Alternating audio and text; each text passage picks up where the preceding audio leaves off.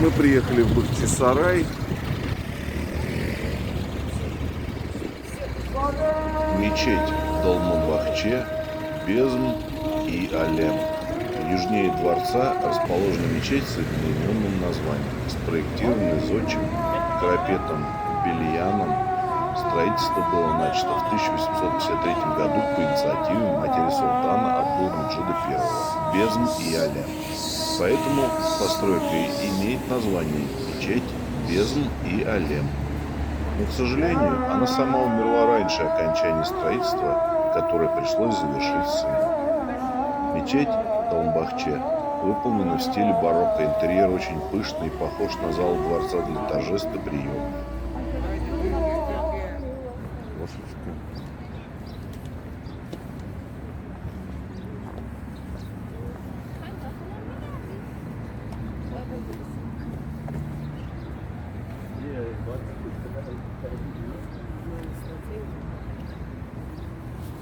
Для того, чтобы попасть в административное здание, необходимо войти через врата. Имеется двое главных ворот.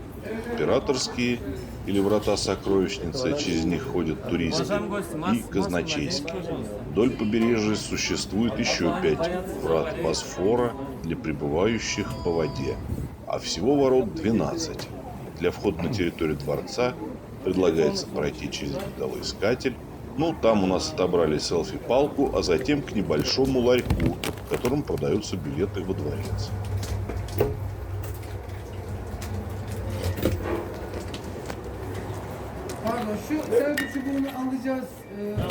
Подходя к дворцу по набережной Долмабахче, можно увидеть одну из его достопримечательностей – 30-метровую башню с часами. Она расположена в небольшом скверике недалеко от Хазине Каппысы, врат сокровищ. Это сооружение напоминает колокольню. Часовая башня Долмабахче возведена султаном Абдулхамидом II в 1895 году. Архитектор Саркис Бальян. Стиль постройки необарокко. Украшает башню тугра, монограмма султана Абдулхамида II, которая нанесена с двух сторон здания. Часы для этой башни на заказ собрали умельцы из французской мастерской Жана Поля Гарнье. А механизм установил и запустил Иоганн Майер. Со временем механизм часов начал сдавать сбои, и поэтому в 80-х годах 20 века заменили электронным. Первое, что нас впечатлило, это те самые врата сокровищницы, через которые впускают посетителей во дворец Долмабахче. Величественные, украшенные лепниной белого цвета, они просто притягивают взгляд. Абдулхамид, 4-й султан Османской империи. Но это дворец построен 1842 года до 1856 года. Почему так долго? Раньше здесь, конечно, сейчас мы где будем там, это был бухта, Босфор просто. И в начале 17 веке, в середине 17 веке высушили это болото. В 18 веке во время Ахмед III построили какие-то дачи и так далее. Поэтому известна история как Бешикташ-Сарае. Конечно, когда был на власть Абдул-Меджид, это наследник Махмуда II, просто снес все и построил на тот же месте нынешний дворец, где вы сейчас будете, где сейчас мы будем. Но почему Долма? Я сказал вам, это просто бухта была раньше, вода просто насыпная территория. Долма, отсюда насыпная территория. Конечно, строительство долгое время проделило, как сказал, чисто пока в таком смысле снес мысль, надо вывозить отсюда. Но о самом сооружении начал строительство 1847 года по 1956 года. Это тоже немало, это почти 9 лет. И 1856 года почти, можно сказать, до 17 ноября 1922 года отсюда правляли османы, своя империя. Долмабахче-Сарай, главный архитектор, конечно, это Киркор Бальян, армянин. Конечно, стиль рококо, барокко, ампир хорошо видно, но не только стиль рококо, барокко, ампир. Видно, конечно, римской колонии, как показал в Сулеймане комплекс. Верхняя Даже- часть римская колонна, это уже не созвучный вид, это одна композиция, юнийский стиль строительства, гладкие колонны. Что у вас написано? Конечно, есть Тоже колонны, по-английски. голуби и так далее. На самой высокой низ хорошо видно, отсюда это уже монограмма, конечно, Абдул-Аджид. Это 31-й султан Османской империи. Абдул-Меджид, конечно. Не получил хорошее образование, но первородный сын, конечно. Накшенди, мать, она, конечно, с Франции уже. И когда был только на 16 лет, умер его отец Махмуд II, его провозгласил султан. Один больной султан, один туберкулезный султан, в таком смысле, до 1861 года, почти 23 года правляла Османская империя.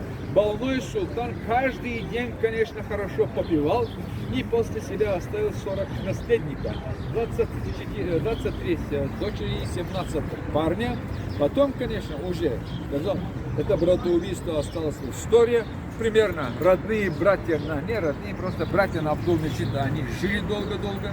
Только один брат правлял Абдул-Азиза, но после, когда уже убили султана Абдул-Азиз, 4 наследника на Вахаддин или Абдул-Меджид правляли. Кто они? Брат пятый, Абдул-Ганис.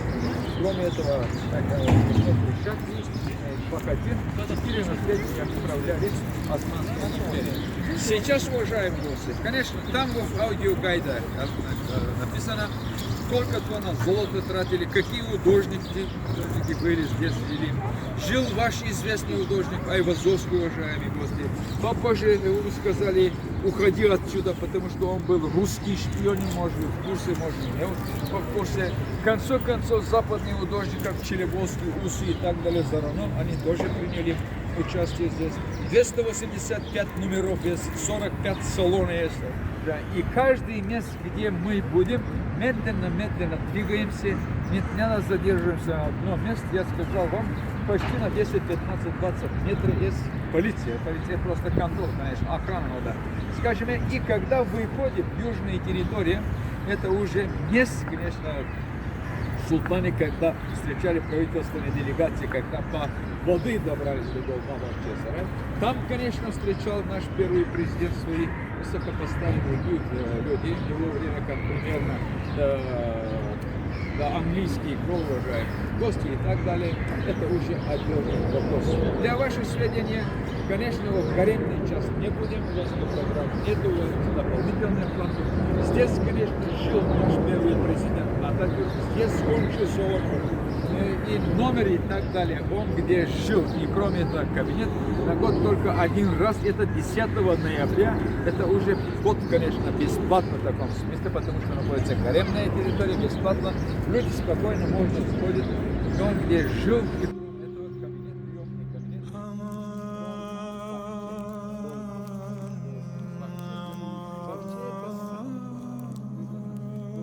Территория дворца представляет из себя огромный, благоухающий сад со всевозможными цветами и растениями. Помимо различных ярких растений, на территории дворца можно увидеть деревья причудливой формы, а также водоемы с водой зеленого цвета и малые архитектурные формы животных. Дворец это впечатляющее здание, наглядное представление о стиле жизни правителей из османской династии. Даже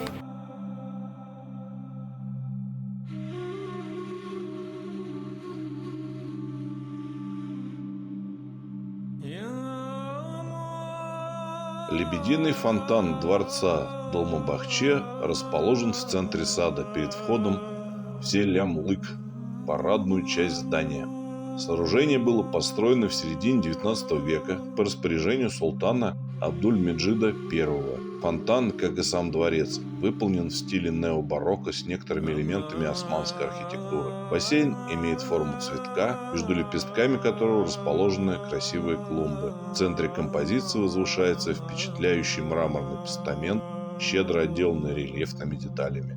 Он поддерживает двухъярусную чашу с фигурами лебедей, из клювов которых бьют струи воды.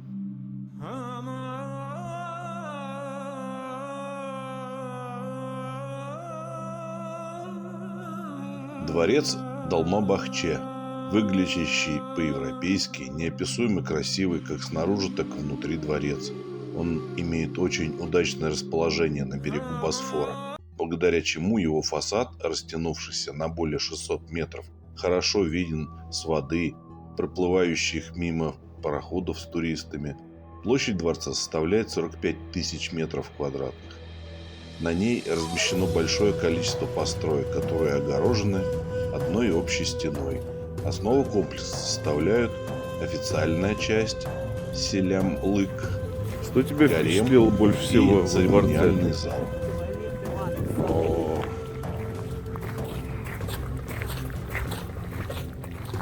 Погода хорошая. Такой вот цвет необычный. Внешне дворец Долмабахче нетипичен для турецких строений того времени, а все потому, что во времена его строительства в середине 18 века в Османской империи была мода на все европейское. Строительство велось с 1842 по 1853 год по приказу султана Абдул-Меджида I. Монарху надоели тяжелые творения архитектуры прошлого, и он захотел создать роскошный дворец в европейском стиле барокко. Новый комплекс решено было расположить на берегу Босфора. В качестве архитектора был приглашен Вот здесь мы Мир входили. Вальян из Армении. Вот дворец, там После строительства Долмабахче Вот там. сюда окончательно переехал султан Дальше со своей свитой, разоренная часть. оставив которую себе нас новый не пустили, дворец потому под что контролем. Но коронавирус, следующий турецкий реконструкция и падишах не всяческие оценил остальные ужасы. сооружение и выстроил себе другой дворец Йылдыз, что в переводе «звезда». А следующий падишах, уже его преемник, поселился в Долмабахче. Всего в резиденции проживало 6 султанов Турции. Последним был первый президент Ататюрк, который умер в 1938 году. Сейчас его ложа – главная достопримечательность. А дворец считается резиденцией премьер-министра, а также является национальным музеем Турции. И интересная история, связанная с названием Долмабахче, которое в переводе с турецкого означает «насыпной сад». В свое время на месте дворца была бухта, которую засыпали и построили на ее месте деревянный дворец Бешикташ. Но вскоре он, как и большинство дворцов из дерева, сгорел. И уже после этого началось строительство дворца, который мы можем видеть в наши дни. При строительстве активно использовались драгоценные металлы и другие предметы роскоши. Ушло более 14 тонн золота и около 40 тонн серебра.